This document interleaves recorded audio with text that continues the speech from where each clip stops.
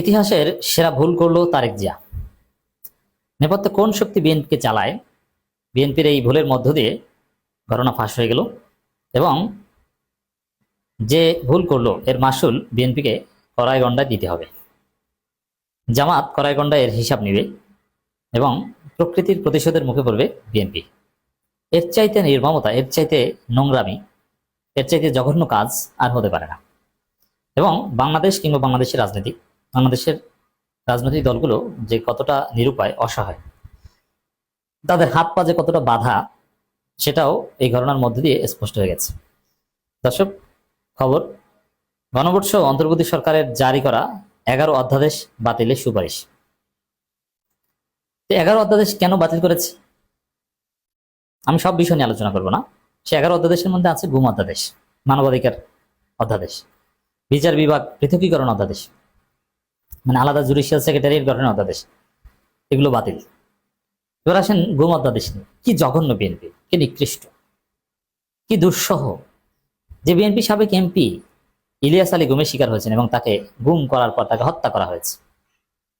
আরো কত বিএনপি নেতারা গুমের শিকার হয়েছে। অতএব গুম যাতে আর না হয়, গুম হলে যেন বিচার নিশ্চিত হয়, এটার ব্যাপারে বিএনপি সবচেয়ে বেশি আন্তরিক হবে। It's very normal. কিন্তু আমরা দেখতে পাচ্ছি যে সে গুম অধ্যাদেশেই বিএনপি বাতিল করে দিল। এর চাইতে বড় ভুল আর হতে পারে না, এর চাইতে বড় প্রতারণা, রক্তের সাথে বেইমানি আর হতে পারে না। ইলিয়াস আলী রক্তের সাথে বেইমানি, চৌধুরী আলমের রক্তের সাথে বেইমানি। জামাতের কথা বাদ দিলাম, যে জামাতের লোকজনের চিন্তা তো আর বিএনপির না, এদেশের নাগরিকদের চিন্তা তো আর বিএনপি না। বিএনপির এমপিরে গুম হয়, তাতেও বিএনপির কিছু আসে যায় না, তারা গুম অধ্যাদেশ বাতিল করে। বিএনপির উপর যে ভয়াবহ মানবাধিকার লঙ্ঘন হয়েছে গত 17 বছর, তাতে তাদের কিছু আসে যায় না। মানবাধিকার অধ্যাদেশ বাতিল, চিন্তা করছেন? এই যে গুম অধ্যাদেশ বাতিল, মানবাধিকার অধ্যাদেশ বাতিল, বিচার বিভাগ পৃথকীকরণ এটা বাতিল করে দিল, আলাদা জুডিশিয়াল সেক্রেটারি, এটা হচ্ছে না। এই তিনটার কথাই যদি বলি, শুধু এই তিনটা আইন বাতিল করে এবং বিএনপি যে ভুল করলো এর মাসুল বিএনপিকে দিতে হবে। ন্যাচারাল পানিশমেন্টের শিকার হবে বিএনপি। ইলিয়াস আলীর আত্মা, ইলিয়াস আলীর পরিবার, ইলিয়াস আলীর স্ত্রী নীরবে নিবৃতে, ইলিয়াস আলীর সন্তানরা নীরবে নিবৃতে বিএনপি যে অভিশাপ দেবে, সেই অভিশাপই বিএনপি টুডে আর টুমরো ধ্বংস হয়ে যাবে।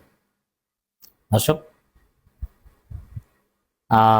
নেপথ্যে কোন শক্তি বিএনপিকে চালায়,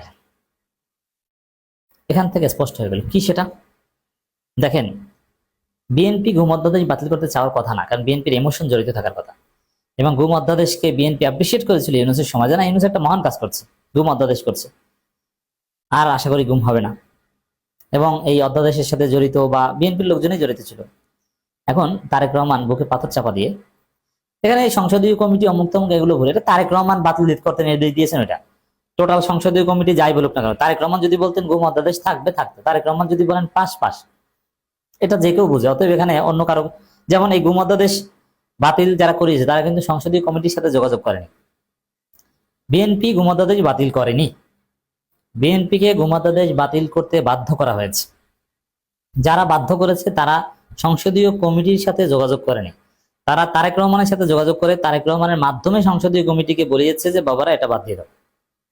হিসাব ক্লিয়ার? অতএব এই সব কিছুর দায় তারেক জিয়ার, এবং গজব যদি পড়ে সেটা তারেক জিয়ার উপরে পড়বে। বিশেষ করে লানত ইলিয়াস আলীর পরিবারের, গুম হওয়া ফ্যামিলির পরিবারের, যাচ্ছে গুম অধ্যাদেশ তোমরা বাতিল করছো, এই লানত যদি, তাদের লানত যদি পড়ে, এটা তারেক জিয়ার উপর পড়বে। এই জন্য ভুলটা তারেক জিয়ার।